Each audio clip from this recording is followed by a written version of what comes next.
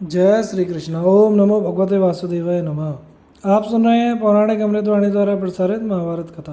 कथा को सुनने के लिए चैनल को लाइक शेयर एंड सब्सक्राइब करें। आगे की कथा प्रारंभ करते हैं। श्री गणेशाय नमः। संक्षिप्त महाभारत मौसल पर्व। युधिष्ठिर का अपशकुन देखना तथा द्वारका में उत्पात देख श्री कृष्ण का यादवों को तीर्थ यात्रा के लिए आज्ञा देना। नारायणं नमस्कृत्य नरं चैव नरोत्तमं देवीं सरस्वतीं व्यासं ततो जय मुदीरयेत्। अंतर्यामी नारायण स्वरूप भगवान श्री कृष्ण उनके नित्य सखा नर रूप नरत्न अर्जुन, उनकी लीला प्रकट करने वाली भगवती सरस्वती और उसके वक्ता महर्षि वेद व्यास को नमस्कार करके आसुरी संपत्तियों पर विजय प्राप्ति पूर्वक अंतःकरण को शुद्ध करने वाले महाभारत ग्रंथ का पाठ करना चाहिए। वैशंपायन जी कहते हैं, महाभारत युद्ध के बाद जब 36वां वर्ष आरंभ हुआ तो राजा युधिष्ठिर को कई तरह के अपशकुन दिखाई देने लगे। भारी तूफान के लिए प्रचंड आंधी चलने लगी, उससे कंकड़ पत्थरों की वर्षा होने लगी। पक्षी दाहिनी ओर मंडल बनाकर उड़ते दिखाई दिए। बड़ी बड़ी नदियों का जल बालू के भीतर छिप गया और समस्त दिशाएं कोहरे से आच्छादित हो गईं। आकाश से पृथ्वी पर अंगार बरसाती हुई उल्काएं गिरने लगी। सूर्यमंडल धूल से आच्छिन्न हो गया। उदय के समय सूर्य में तेज नहीं रहता था और उनके मंडल में कबंध बिना सिर के धड़ दिखाई देते थे। सूर्य और चंद्रमा के चारों ओर भयानक घेरे दृष्टिगोचर होते थे। उनके किनारों में लाल, काला, धूसर ये तीन रंग दिखाई देते थे। ये तथा और भी बहुत से भय सूचक उत्पात दिखने लगे। इसके थोड़े ही दिनों बाद युधिष्ठिर को यह खबर मिली कि मूसल के कारण समस्त वृषणी वंशियों का संहार हो गया।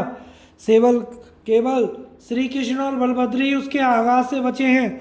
यह सुनकर उन्होंने अपने भाइयों को बुलाकर पूछा, अब हमें क्या करना चाहिए। ब्रह्मदंड के प्रभाव से वृषणी वंशियों का विनाश सुनकर पांडवों को बड़ी वेदना हुई। वे दुख और शोक में डूब गए और हताश हो मन मार कर बैठे रहे। जन्मेजय ने पूछा, विप्रवर, वृषणी, अंधक और भोजवंश के वीरों को किसने शाप दे दिया जिससे उनका संहार हो गया।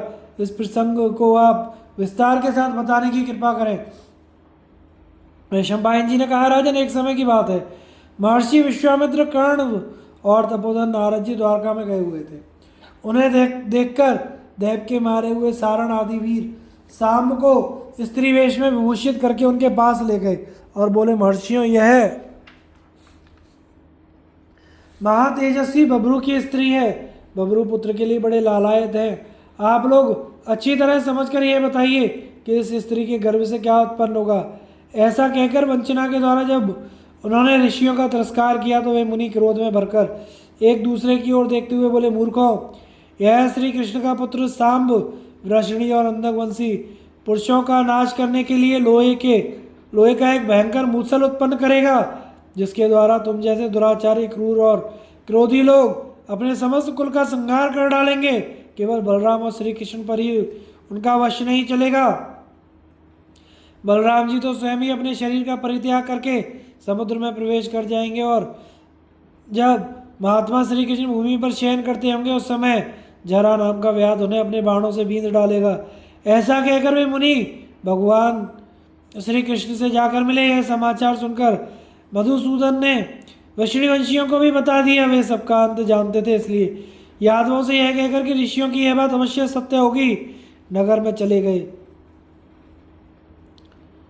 यद्यपि भगवान श्री कृष्ण संपूर्ण जगत के ईश्वर थे, तथापि उन्होंने यदुवंशियों के उस अंतकाल को पलटना ना चाहा। दूसरे दिन सांब ने मूसल उत्पन्न किया। यादवों ने इसकी सूचना राजा उग्रसेन को दे दी। यह सुनकर राजा के मन को बड़ा विषाद हुआ और उन्होंने उस मूसल को चूर्ण कराकर समुद्र में फेंकवा दिया। इसके बाद उग्रसेन, श्री कृष्ण, बलभद्र और बब्रू की आज्ञा के अनुसार नगर में घोषणा करा दी गई, आज से कोई भी नगर निवासी वृषणी वंशी अंधकवंशियों के यहाँ शराब मदिरा ना तैयार करे। जो कोई मनुष्य कहीं छिपकर इस तरह का पेय तैयार करेगा वह जीते जी अपने भाई बंधुओं से सूली पर चढ़ा दिया जाएगा। यह घोषणा सुनकर समस्त द्वारकावासी मनुष्यों ने राजा के भय से मदिरा नहीं बनाने का निश्चय कर लिया। वैशंपायन जी कहते हैं, राजन, इस प्रकार वृषणी और अंधकवंश के लोग अपने ऊपर आए हुए संकट का निवारण करने के लिए नाना प्रकार के उपाय कर ही रहे थे, तथापि काल प्रतिदिन उन सबके घरों में चक्कर लगाया करता था। उसका स्वरूप भयंकर और वेश विकट था। उसके शरीर का रंग काला और पीला था। वह मूड मुड़ाए हुए पुरुष के रूप में घूम घूम कर वृषणवंशियों के घरों में देखता और कभी कभी अदृश्य हो जाता था। उसे देखने पर बड़े बड़े धनुर्धर वीर उसके ऊपर लाखों बाणों की वर्षा करते, किंतु उसे बींध नहीं पाते, क्योंकि वह संपूर्ण भूतों से अतीत था। अब प्रतिदिन बड़ी भयंकर आंधी उठने लगी। चूहे इतने बढ़ गए कि सड़कों पर भी अधिक संख्या में पाए जाते थे। वे रात में सोए हुए मनुष्यों के केश और नख कुतर कर खा जाया करते थे। यदुवंशियों के घरों में सारे गाय निरंतर चेंचे किया करती थी। दिनों या रात एक क्षण के लिए भी उनकी आवाज़ बंद नहीं होती थी। सारस उल्लुओं की और बकरे गीदड़ों की सी बोली बोलने लगे। काल की प्रेरणा से वृषणी और अंधकों के घरों में सफ़ेद पंख और लाल पैरों वाले कबूतर घूमने लगे। गौओं के पेट से गधे, कच्चरियों से हाथी, कुत्तियों से बिलाव और नेवलियों के गर्भ से चूहे पैदा होने लगे। उस समय यदुवंशियों को पाप करते लज्जा नहीं आती थी। वे देवता, पितरों, ब्राह्मणों और गुरुजनों का भी अपमान करते थे। केवल बलराम और श्री कृष्ण उनके तिरस्कार से बचे थे। जब श्री कृष्ण के पांचजन्य शंख की ध्वनि होती, उस समय यदुवंशियों के घरों में चारों ओर से गधों के रेंकने की भयंकर आवाज़ होती थी। इस प्रकार काल की विपरीत गति को देख और पक्ष के 13वें दिन अमावस्या का संयोग जानकर भगवान श्री कृष्ण ने यदुवंशियों से कहा, वीरों, महाभारत युद्ध के समय जैसा योग लगा था, इन दिनों भी हम लोगों का संहार करने के लिए वही योग प्राप्त हुआ है। यह कहकर श्री कृष्ण काल की अवस्था पर विचार करने लगे। सोचते सोचते उनके मन में यह बात आई, जान पड़ता है कि बंधु बांधवों के मारे जाने पर पुत्र शोक से संतप्त गांधारी ने आर्त भाव से यदुवंशियों को जो शाप दिया था, उसके पूर्ण होने का समय 36वां वर्ष आ गया। यह सोचकर भगवान श्री कृष्ण ने गांधारी का शाप सत्य करने के उद्देश्य से यदुवंशियों को तीर्थ यात्रा करने की आज्ञा दी। भगवान की आज्ञा से राजपुरुषों ने सारे नगर में घोषणा करवा दी, सब लोग समुद्र तट पर प्रभास तीर्थ में चलने की तैयारी करें। यदुवंशियों का संहार। वैशंपायन जी कहते हैं, जन्मजे द्वारका की स्त्रियां रात को सपने में देखती थी कि सफ़ेद दांतों वाली एक काले रंग की स्त्री हंसती हुई आई है और उनका सौभाग्य चिन्ह लूटती हुई सारे नगर में दौड़ लगा रही है। पुरुषों को ऐसा स्वप्न दिखाई देता था कि भयंकर गिरध आकर वृषणी और अंधक वंश के मनुष्यों को अग्निशाला में तथा निवास गृहों में पकड़ पकड़ कर खा रहे हैं। अत्यंत भयंकर राक्षस उनके आभूषण, छत्र, ध्वजा और कवच चुरा कर भागते देखे जाते थे। तदनंतर वृषणी और अंधक महारथियों ने स्त्रियों सहित तीर्थ यात्रा करने का विचार किया। फिर अत्यंत तेजस्वी सैनिकों का समुदाय रथ, घोड़े, हाथियों पर सवार होकर नगर से बाहर निकला। इसके बाद समस्त यादव स्त्रियों सहित प्रभास क्षेत्र में पहुंचकर अपने अपने अनुकूल घरों में ठहर गए।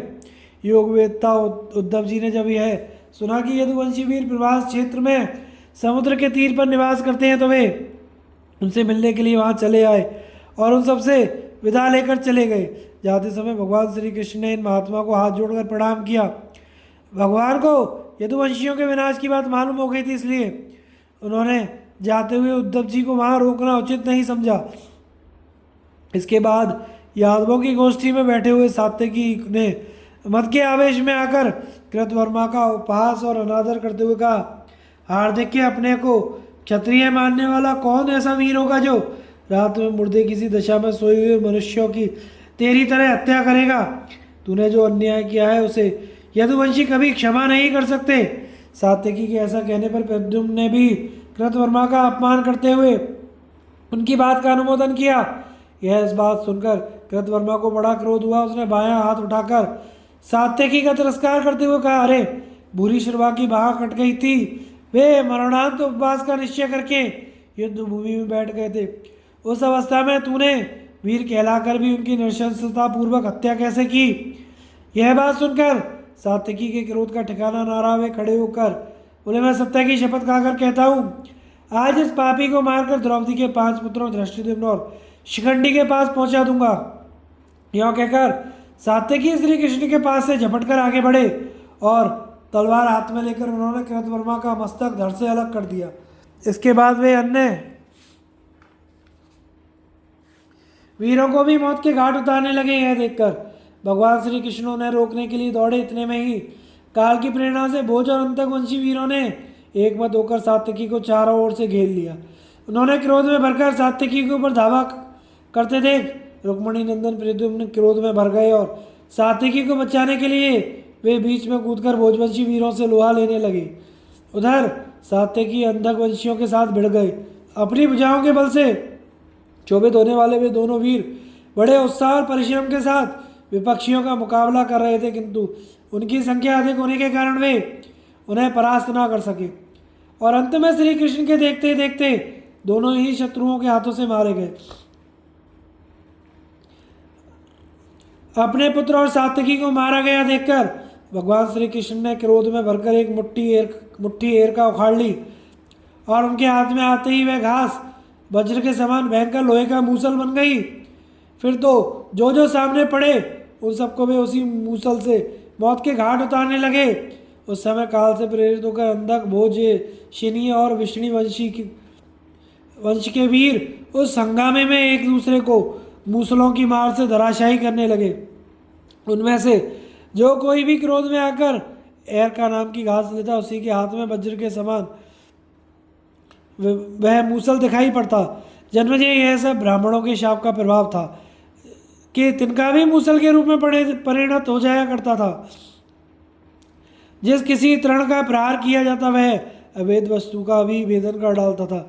उसको लेकर पुत्र पिता और पिता पुत्र के प्राण ले रहे थे। मतवाले यदुवंशी आपस में ही लड़कर धराशायी होने लगे। कुकर और अंधक वंश के योद्धा आग में गिरने वाले पतंगों की तरह प्राण त्याग रहे थे, फिर भी कोई भागना नहीं चाहता था। श्री कृष्ण के देखते देखते सांब चारुदेशन प्रद्युम्न अनिरुद्ध और गद की मृत्यु हो गई। फिर तो उनकी क्रोधाग्नि भड़क उठी और शंख चक्र गदा धारण करने वाले उन प्रभु ने बाकी बचे हुए समस्त वीरों का संहार कर डाला। यह देख महातेजस्वी बबरू और दारुक उनके पास जाकर बोले, भगवान अब सबका विनाश हो गया, इनमें अधिकांश आपके हाथों मारे गए हैं। बलदेव जी का पता लगाना चाहिए। चलिए हम तीनों उधर ही चलें जिधर बलराम जी गए हैं। बलराम जी और भगवान श्री कृष्ण का परम धाम गमन। वैशंपायन जी कहते हैं, राजन तदनंतर दारुक बबरू और भगवान श्री कृष्ण ये तीनों ही बलराम जी के चरण चिन्ह देखते हुए वहां से चल दिए। थोड़ी दूर जाने पर उन्होंने अनंत पराक्रमी बलभद्र को एक वृक्ष के नीचे विराजमान देखा, जो एकांत में बैठकर कुछ सोच विचार कर रहे थे। उनके पास पहुंचकर श्री कृष्ण ने दारुक को आज्ञा दी, तुम शीघ्र ही कुरुदेश की राजधानी हस्तिनापुर जाकर अर्जुन को यादवों के महासंहार की सूचना दो। ब्राह्मणों के शाप से यदुवंशियों की मृत्यु के समाचार पाकर अर्जुन शीघ्र ही द्वारका चले आवें। श्री कृष्ण के इस प्रकार आज्ञा देने पर दारुक रथ पर सवार हो कुरुदेश को चला गया। उसके चले जाने के बाद श्री कृष्ण ने बबरू को अपने पास खड़े देखकर कहा, आप स्त्रियों की रक्षा के लिए शीघ्र ही द्वारका चले जाइए। कहीं ऐसा ना हो कि डाकू धन के लालच में पड़कर उनकी हत्या कर डालें।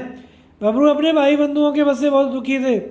भगवान श्री कृष्ण की आज्ञा से वे जो ही द्वारकापुरी के लिए प्रस्थित हुए तो ही ब्राह्मणों के शाप के प्रभाव से उत्पन्न हुआ मूसल एक ब्यात के लोहे मुदगर में जुड़ा हुआ उनके ऊपर गिरा, जिसकी चोट से सहसा उनकी मृत्यु हो गई। बबरू को मरे देख अत्यंत तेजस्वी श्री कृष्ण ने अपने बड़े भाई से कहा, भैया बलराम जी आप यहीं रहकर मेरी प्रतीक्षा करें, तब तक मैं स्त्रियों को कुटुंबी जनों के संरक्षण में सौंप आता हूँ। यह कहकर श्री कृष्ण द्वारकापुरी में आए और अपने पिता वसुदेव जी से बोले, तात आप अर्जुन के आने की बाट देखते हुए संपूर्ण स्त्रियों की रक्षा करें। इस समय बलराम जी वन के भीतर बैठकर मेरी प्रतीक्षा कर रहे हैं, मैं उनसे मिलने के लिए जाऊंगा। मैंने यदुवंशियों का विनाश अपनी आंखों से देखा है, उन वीरों से सुनी हुई यह द्वारकापुरी अब मुझसे देखी नहीं जाती।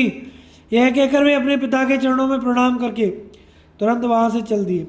इतने में ही उस नगरी की स्त्रियों और बालकों के रोने बिलखने का महान आर्तनाद सुनाई पड़ा।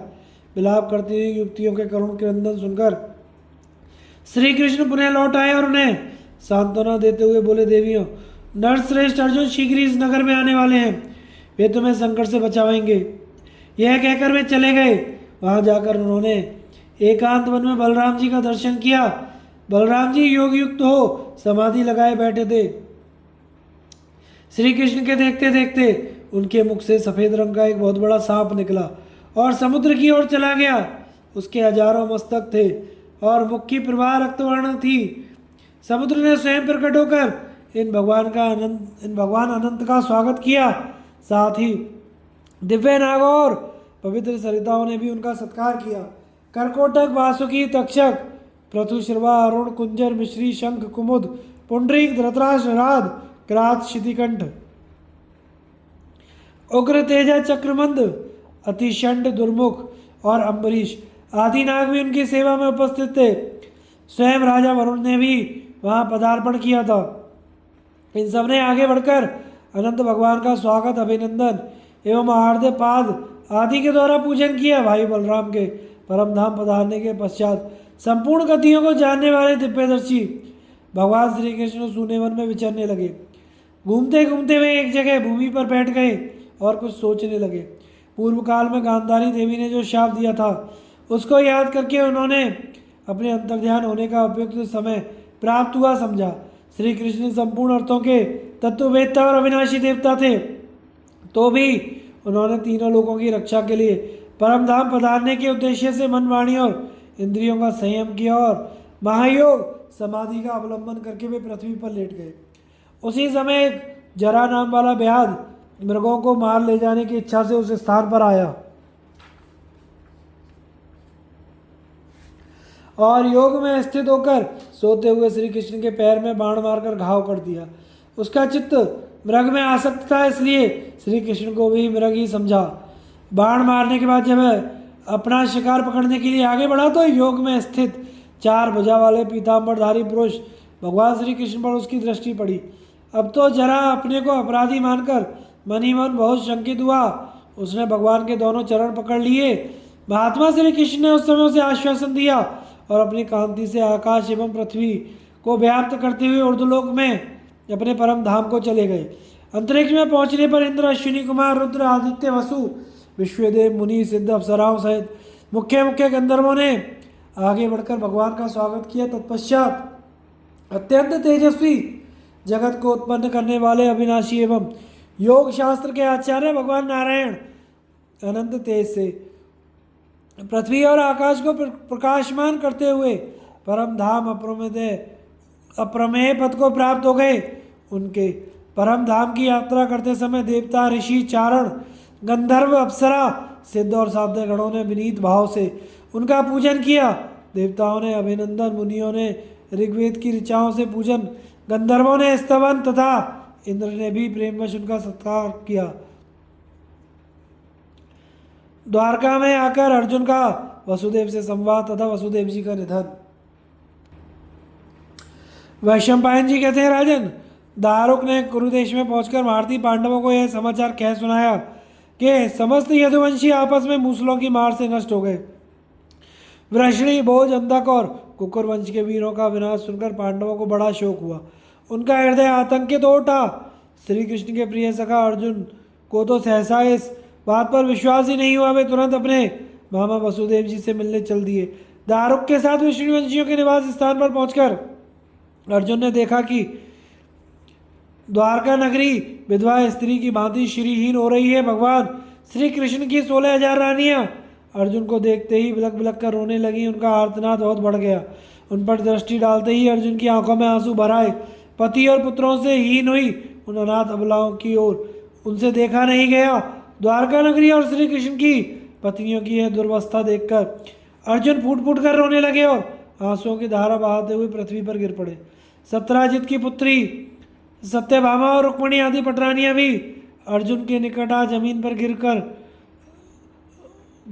गिर पड़ी और उन्हें घेर कर जोर जोर से रोने लगी। तत्पश्चात उन्होंने अर्जुन को उठाकर सोने के सिंहासन पर बिठाया और चुपचाप उनके चारों ओर बैठ गई। उस समय पांडुनंदन अर्जुन ने भगवान श्री कृष्ण के गुणों की प्रशंसा करके उनके विषय की अनेकों बातें सुनाई और समझा बुझाकर उन दुखी स्त्रियों को सांत्वना दी। इसके बाद वे अपने मामा वसुदेव जी से मिलने के लिए उनके महल में गए।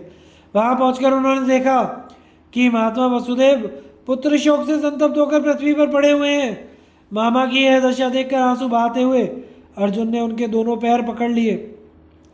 वसुदेव जी ने अपने दोनों भुजाओं से अर्जुन को खींचकर छाती से लगाया और अपने समस्त पुत्रों, भाइयों, पौत्रों, दौहित्रों और मित्रों को याद कर करके वे रोने लगे। वसुदेव जी बोले, अर्जुन, जिन वीरों ने सैकड़ों दैत्यों राजाओं पर विजय पाई थी, उन्हें आज नहीं देख पाता हूँ। इतने पर भी मेरे प्राण नहीं निकलते जो तुम्हारे प्रिय शिष्य थे और जिनका तुम बहुत सम्मान करते थे। वृषणिवंशियों के प्रमुख वीरों में जिन दो को ही अतिरथी माना जाता था तथा तुम भी जिनकी प्रशंसा के गीत गाया करते थे, वे श्री कृष्ण के स्नेहभाजन प्रद्युम्न और सात्विकी ही इस समय वृषणिवंशियों के विनाश का प्रधान कारण हुए हैं। अथवा सात्विकी, कृतवर्मा, अक्रूर और प्रद्युम्न की निंदा क्यों करूं? वास्तव में ऋषियों का शाप ही इस सर्वनाश का प्रधान कारण है। जिन जगदीश्वर ने केशी, कंस, चेदीराज, शिशुपाल, निषादराज, एकलव्य, कलिंग, मगध, गांधार, काशीराज, मरुभूमि के राजाओं को भी यमलोक का अतिथि बनाया, जिन्होंने पूर्व, दक्षिण तथा पर्वतीय प्रांत के नरेशों का संहार किया, उन्हीं मधुसूदन ने बालकों को अनीति के कारण प्राप्त हुए संकट की उपेक्षा कर दी। तुम देवर्षि नारद, अन्य महर्षि भी श्री कृष्ण को पाप के संपर्क से रहित सनातन परमेश्वर जानते हैं। वे ही परमात्मा अपने कुटुंब के वध को चुपचाप देखते रहे और सदा इसकी ओर से उदासीन बने रहे। जान पड़ता है मेरे पुत्र के रूप में अवतीर्ण हुए जगदीश्वर ने गांधारी तथा ऋषियों के वचन को अन्यथा करना नहीं चाहा। अर्जुन, तुम्हारा पौत्र परीक्षित अश्वत्थामा के हाथ से मारा जाकर भी श्री कृष्ण के प्रभाव से जीवित हो गया। यह तो तुम लोगों की आंखों देखी घटना है। इतना शक्तिशाली होते हुए भी तुम्हारे सखा ने अपने कुटुंबियों की रक्षा नहीं की। जब पुत्र, पौत्र, भाई, मित्र सभी एक दूसरे के हाथ से मरकर धराशायी हो गए तो उस अवस्था में उन्हें देखकर श्री कृष्ण ने मेरे पास आकर कहा, पिताजी, आज इस कुल का संहार हो गया। अर्जुन द्वारकापुरी में आने वाले हैं। आने पर उनसे विष्णुवंशियों का महानाश का वृत्तांत सुनाइएगा। अर्जुन महान तेजस्वी हैं। वे यदुवंशियों के निधन का समाचार सुनकर शीघ्र ही यहाँ आ जाएंगे, इसमें तनिक भी संदेह नहीं है। जो मैं हूँ वही अर्जुन है, जो अर्जुन है वही मैं हूँ। अर्जुन जो कहें वही कीजिएगा। जिन स्त्रियों का प्रसव काल समीप हो, उनके बालकों की रक्षा पर अर्जुन विशेष रूप से ध्यान देंगे और वही आपका और दैहिक संस्कार भी करेंगे। अर्जुन के यहाँ से जाते ही चार दीवारी और अट्टालिकाओं सहित इस द्वारका नगरी को समुद्र डुबो देगा। मैं किसी पवित्र स्थान में रहकर व्रत और नियमों का पालन करते हुआ परम बुद्धिमान बलराम जी के साथ काल की प्रतीक्षा करूंगा। अचिंत्य पराक्रमी श्री कृष्ण ऐसा कहकर बालकों के साथ मुझे यहीं छोड़कर स्वयं किसी अज्ञात दिशा में चले गए हैं। तब से मैं तुम्हारे दोनों भाई महात्मा श्री कृष्ण और बलराम को तथा इस भयंकर कुटुंब वध को याद करके शोक से गलता जा रहा हूँ। मुझसे भोजन भी नहीं किया जाता। अब मैं ना तो भोजन करूंगा, ना ही इस जीवन को रखूंगा। पांडुनंदन, सौभाग्य की बात है जो तुम यहाँ आ गए। अब श्री कृष्ण ने जो कहा है वह सब करो। यह राज्य, ये स्त्रियां, ये रत्न सब तुम्हारे अधीन है। अब मैं निश्चिंत होकर अपने प्राणों का परित्याग करूंगा। अपने मामा की बातों को सुनकर अर्जुन मन ही मन बहुत दुखी हुए। उनका मुख मलिन हो गया। वे वसुदेव जी से बोले, मामा जी, वृषणिवंश के श्रेष्ठ पुरुष श्री कृष्ण तथा अपने भाइयों से सुनी हुई ये पृथ्वी अब मुझसे नहीं देखी जाएगी। राजा युधिष्ठिर, आर्य, भीमसेन, नकुल, सहदेव और देवी द्रौपदी से भी अब इस पृथ्वी पर नहीं रहा जाएगा। हम सबों का चित्त एक ही है। राजा युधिष्ठिर के भी परलोक गमन का समय आ गया है। अब मैं वृषणिवंश की स्त्रियों, बालकों और बूढ़ों को अपने साथ इंद्रप्रस्थ ले जाऊंगा। यह कहकर अर्जुन ने दारुक से कहा, मैं वृषणिवंशी वीरों के मंत्रियों से शीघ्र मिलना चाहता हूँ। ऐसा कहकर उन्होंने यादव महारथियों के लिए शोक करते हुए सुधर्मा सभा में प्रवेश किया और वहाँ वे एक सिंहासन पर विराजमान हुए। उस समय राज्य की अंगभूत समस्त प्रकृतियाँ, मंत्री आदि तथा वेदवेत्ता ब्राह्मण उन्हें सब ओर से घेर कर बैठ गए। वे सभी दीन, मोहग्रस्त और अचेत से हो रहे थे। अर्जुन की अवस्था तो और भी दयनीय हो रही थी। उन्होंने सभासदों से कहा, मैं वृषणी और अंधक वंश के लोगों को अपने साथ इंद्रप्रस्थ ले जाऊंगा, क्योंकि समुद्र इस समय सारे नगर को डुबो देगा। अतः तुम लोग तरह तरह के वाहन और रथ लेकर तैयार हो जाओ। इंद्रप्रस्थ में चलने पर श्री कृष्ण के पौत्र वज्र को तुम्हारा राजा बना दिया जाएगा। आज से 7वें दिन सूर्योदय होते ही हमें इस नगर से बाहर जाना है, इसलिए सब लोग शीघ्र ही तैयारी करो। अर्जुन के इस प्रकार आज्ञा देने पर समस्त मंत्रियों ने अपनी अभीष्ट सिद्धि के लिए अत्यंत उत्सुक होकर शीघ्र ही तैयारी आरंभ कर दी। अर्जुन ने भगवान श्री कृष्ण के महल में ही वह रात व्यतीत की। सवेरा होने पर महातेजस्वी वसुदेव ने अपने चित्त को समाहित करके योग के द्वारा उत्तम गति प्राप्त की। फिर तो उनके महल में बड़ा भारी कोहराम मचा। रोती चिल्लाती हुई नारियों की वह भयंकर आवाज जान पड़ती थी। सबके बाल खुले हुए थे, आभूषण और मालाएं टूट टूट कर बिखरी हुई थी। वे छाती पीटती हुई करुण स्वर में विलाप कर रही थी। तदनंतर अर्जुन ने एक बहुमूल्य विमान सजाकर उस पर वसुदेव जी के शव को सुलाया और मनुष्य के कंधों पर उठवाकर वे उसे नगर से बाहर ले गए। उस समय समस्त द्वारकावासी तथा आसपास के प्रांत के लोग दुख और शोक में भरकर वसुदेव जी के पीछे पीछे गए। उनकी अर्थी के आगे आगे अश्वमेघ यज्ञ में उपयोग किया हुआ वह छत्र तथा अग्निहोत्र की प्रज्वलित अग्नि के लिए याजक ब्राह्मण चल रहे थे और पीछे पीछे वसुदेव जी की पत्नियां वस्त्र आभूषणों से सज धजकर अपने हजारों पुत्र वधुओं के साथ साथ जा रही थी। वसुदेव जी को अपने जीवन काल में जो स्थान विशेष प्रिय था वहीं ले जाकर उनका पितृमेध दाह संस्कार किया गया। जब चिता में आग लगा दी गई तो उनकी 4 पत्नियां देव की भद्रा, रोहिणी और मदिरा भी उस पर जा बैठी और उन्हीं के साथ भस्म होकर पतिलोक को प्राप्त हुई। पांडुनंदन अर्जुन ने चंदन और नाना प्रकार के सुगंधित पदार्थों द्वारा चारों स्त्रियों सहित वसुदेव जी के शव का दाह संस्कार किया। तत्पश्चात वज्र और विष्णी और अंधक वंश के कुमारों तथा स्त्रियों ने महात्मा वसुदेव जी को जलांजलि दी। इसके बाद अर्जुन उस स्थान पर गए जहाँ वृष्णियों का संहार हुआ था। उन्हें मरकर धरती पर पड़े देखकर अर्जुन को बड़ा दुख हुआ और उन्होंने ब्रह्मशाप के कारण एरका से उत्पन्न हुए मूसलों द्वारा मारे गए समस्त यादव वीरों के अंत्येष्टि कर्म किए। उन सबका विधिवत प्रेत कर्म करके अर्जुन 7वें दिन रथ पर सवार होकर द्वारका से चल दिए। उनके साथ घोड़े, बैल, खच्चर, ऊँटों से जुते हुए रथों पर बैठकर शोक से दुर्बल विष्णुवंशी वीरों की स्त्रियां भी रोती हुई चली। अर्जुन की आज्ञा से अंधकों और वृष्णियों के नौकर, घुड़सवार, रथी, नगर और प्रांत के लोग बूढ़े और बालकों से युक्त वीर विहीना स्त्रियों को चारों ओर से घेर कर चलने लगे। अंधक और वृष्णि वंश के बालक, ब्राह्मण, क्षत्रिय, वैश्य और शूद्र तथा श्री कृष्ण की 16,000 रानियां और उनके पौत्र वज्र को आगे करके चल रही थी। भोज, वृष्णि और अंधक वंश की लाखों और अरबों विधवा स्त्रियां उस समय अर्जुन के साथ जा रही थी। विष्णु वंशियों का वह महान समुदाय जिसे रथियों में श्रेष्ठ अर्जुन अपने साथ ले जा रहे थे समुद्र के समान दिखाई पड़ता था। उन सबके निकल जाने पर मगर और नाकों से निवासभूत समुद्र ने रत्नों से भरी हुई द्वारका को अपने जल में डुबो दिया। इस अद्भुत दृश्य को देखकर द्वारकावासी मनुष्य बड़ी तेजी से चलने लगे। उस समय उनके मुख से बार बार यही निकलता था, देव की लीला अद्भुत है। अर्जुन रमणीय काननों, पर्वतों और नदियों के तट पर निवास करते हुए यदुवंश की स्त्रियों को ले जा रहे थे। चलते चलते वे अत्यंत समृद्धशाली पंचनद देश में जा पहुँचे और वह प्रांत गौ, पशु और धन धान्य से संपन्न था। अर्जुन ने वहीं पड़ाव डाला। अकेले अर्जुन के संरक्षण में इतने बड़े समुदायों को जाते देख वहाँ रहने वाले लुटेरों के मन में लोभ पैदा हुआ। वे सब अभीर जाति के मनुष्य थे। उन सब ने एकत्रित होकर आपस में इस प्रकार सलाह की, भाइयों यह देखो धनुर्धर अर्जुन हम लोगों को कुछ ना समझकर वृद्ध बालकों के अनाथ समुदाय को अकेला ही लिए जा रहा है। इसके ये सभी सैनिक उत्साहीन दिखाई देते हैं, अतः इन पर धावा करना चाहिए। ऐसा निश्चय करके लूट का माल लेने वाले वे लट्ठधारी लुटेरे वृष्णिवंशियों के समुदाय पर हजारों की संख्या में टूट पड़े।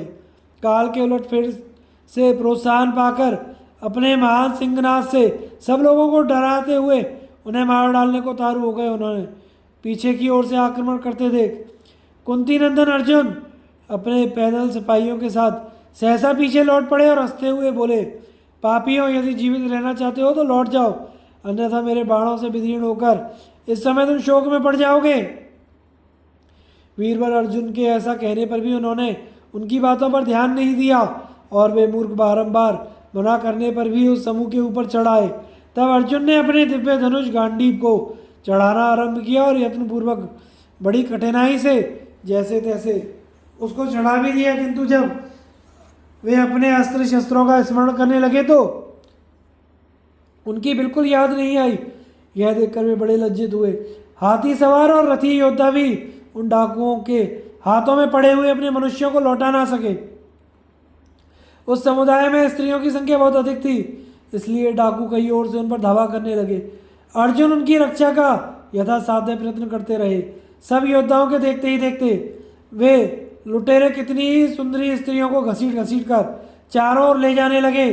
उनकी यह दुर्दशा देखकर बहुत देरी स्त्रियां डाकुओं की इच्छा के अनुसार चुपचाप उनके साथ चली गईं। तब अर्जुन अत्यंत उद्विग्न हो उठे और हजारों विष्णुवंशी योद्धाओं को साथ लेकर गांडीव धनुष से छोड़े हुए बाणों द्वारा उन डाकुओं के प्राण लेने लगे, परंतु एक ही क्षण में उनके सारे बाण समाप्त हो गए। बाणों की कमी से अर्जुन को बड़ा दुख हुआ। वे शोक संतप्त होकर धनुष की नोक से ही लुटेरों का वध करने लगे। जन्मजय उस समय पार्थ के देखते ही देखते वे मलेच्छ डाकू वृष्णि और अंधकवंशी सुंदर स्त्रियों को लूटकर चारों ओर भाग गए। अर्जुन ने ऐसे दैव का विधान समझा। दुख शोक में डूबकर वे लंबी लंबी सांस लेने लगे। अस्त्रों का ज्ञान लुप्त हो गया, भुजाओं में पहले जैसी शक्ति नहीं रही, धनुष पर काबू नहीं चलता था और अक्षय बाणों का भी क्षय हो गया। इन सब बातों को दैव की लीला समझकर वे उदास हो गए और डाकुओं का पीछा ना करके लौट आए। फिर अपहरण से बची हुई स्त्रियों और लूस खसोट से बचे हुए रत्नों को साथ ले वे कुरुक्षेत्र में पहुंचे। इस प्रकार वृष्णि वंशियों के शेष परिवार को ले आकर अर्जुन ने उसको जहां तहां बसा दिया। उन्होंने कृतवर्मा के पुत्र को मार्तिकावत नगर दे दिया। भोजराज के परिवार की बची हुई स्त्रियों को उसके साथ छोड़ दिया। तत्पश्चात बूढ़ों बालकों तथा अन्य स्त्रियों को साथ लेकर वे इंद्रप्रस्थ आए और उन सबको वहाँ का निवासी बना दिया। उन्होंने सात्विकी के प्रिय पुत्र को सरस्वती के तटवर्ती सारस्वत देश का अधिकारी बनाया और वज्र को इंद्रप्रस्थ का राज्य दे दिया। वज्र के बहुत रोकने पर भी अक्रूर जी की स्त्रियां वन में तपस्या करने चली गई। रुक्मणी, गांधारी, शैव्या, हेमवती तथा जामवंती ये सभी अग्नि में प्रवेश कर गई। श्री कृष्ण की प्रिया सत्यभामा तथा अन्य देवियां तपस्या का निश्चय करके वन में चली गई। जो द्वारकावासी मनुष्य पार्थ के साथ आए थे उन सब का यथा योग्य विवाह करके अर्जुन ने उन्हें वज्र को सौंप दिया। इस प्रकार समायोचित व्यवस्था करके अर्जुन ने नेत्रों से आंसू बहाते हुए महर्षि व्यास के आश्रम पर आए और वहां बैठे हुए महर्षि का उन्होंने दर्शन किया।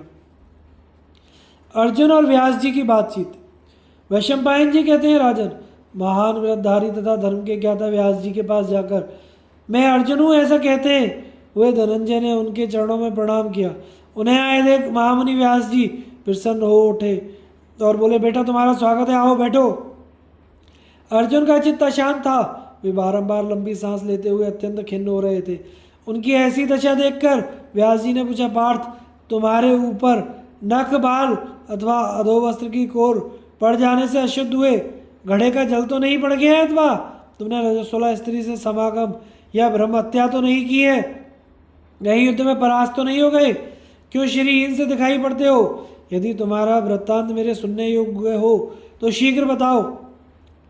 अर्जुन ने कहा, भगवान, जिनका सुंदर विग्रह में के समान श्याम और नेत्र कमल दल के समान विशाल थे, वे भगवान श्री कृष्ण बलराम जी के साथ परम धाम को चले गए।